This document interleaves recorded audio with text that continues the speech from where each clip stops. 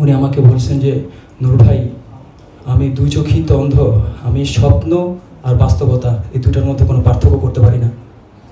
এটা কতটুক যে যন্ত্রণাদায়ক, কতটুক যে এটা মানুষকে যারা ফিল করে, এটা কতটুক যন্ত্রণা রাখতে পারে একমাত্র তারাই বুঝতে পারবে, যারা এটা ভুগতেছে আর যেটা ওইভাবে ফিল করতেছে। আসলে সেভাবে আমরা কিছু বলতে চাই না, শুধু কিছু বিষয় বলবো যেগুলোর আমরা বাস্তবিক প্রয়োগ চাই, কোনো আশা চাই না। সেটা হলো, একটা দেশে, গণতান্ত্রিক দেশে একজনের মত প্রকাশ করবে, একজনের মত আরেকজনের পছন্দ না হইতে পারে, এটাই স্বাভাবিক। যদি যুক্তিগত অর্থ থাকে সেটা মানতে বাধ্য।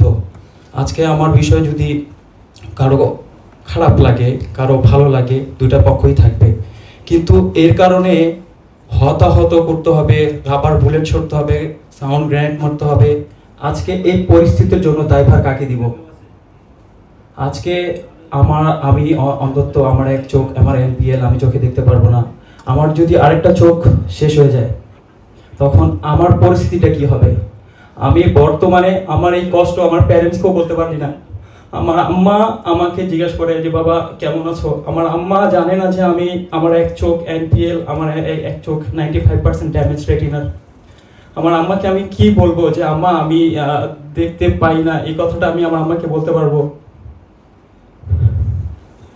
এই রাষ্ট্রের কাছে আমাদের একটাই দাবি, যারা আমাদের এই পরিস্থিতি ঘটাইছে, এই পরিস্থিতির দায়ভার তাকেই দিতে হবে।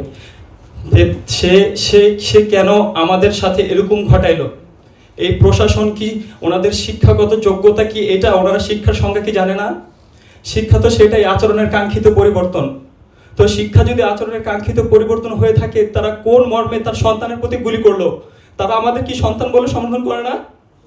তারা আমাদের সন্তান বলে, আমাদের ভাই বলে, এই ভাইয়ের তাদের নমুনা। সে তার সন্তানের প্রতি গুলি করতে পারতো? এই প্রশাসনের কাছে এই প্রশ্ন রেখে গেলাম। প্রশাসনের পিছনে ভাই থাকে, মিডিয়া ভাইরা আছে, অনেক মিডিয়া আমাদের অনেক সহযোগিতা করেছে, অস্বীকার করার মতো না। কিন্তু এই মিডিয়া ভাইরা যদি আরো সোচ্চার থাকতো, আজকে হয়তো আমাদের এরকম অন্ধত্ব বরণ করতে হইতো না। আমাদের এখানে এরকম ছেলে পেলে আছে, 12 বছরের ছেলে, 12 বছরের একটা বাচ্চা, সে কিভাবে তার পরবর্তী জীবন তার অতিবাহিত করবে? সে দুনিয়ার কি বুঝে? উপস্থিত জীবনটা আমাদের কত যে কঠিন, কতটা ভয়াবহ, আমরা কতটা টমাটাইজ, এগুলো আমরা বলে বোঝাতে পারবো না। আমাদের বর্তমান পরিস্থিতি এরকম, আমরা আজকে যদি স্বাভাবিক ভাবি, কালকেই আমরা অন্যমনস্ক হয়ে থাকি। আমি পড়াশোনা করব, আমার একটা ড্রিম থাকে, সবারই একটা ড্রিম থাকে যে আমরা ওই কাঙ্ক্ষিত গন্তব্যে যাব। আমাদের এখন কাঙ্ক্ষিত গন্তব্য, আমরা অন্ধত্ব বরণ করছি, অন্ধত্ব বরণ নিয়ে আমাদের সারা জীবন চলতে হবে। আমি আর বেশি কিছু বলবো না, জাস্ট এতটুকু বলবো, আমরা যেন সুবিচার পাই, আমাদের রাষ্ট্র যেন যথাযথ মর্যাদা দেয়।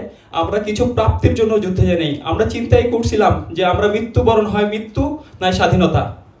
জি, এই বলে আমার বক্তব্য শেষ করছি।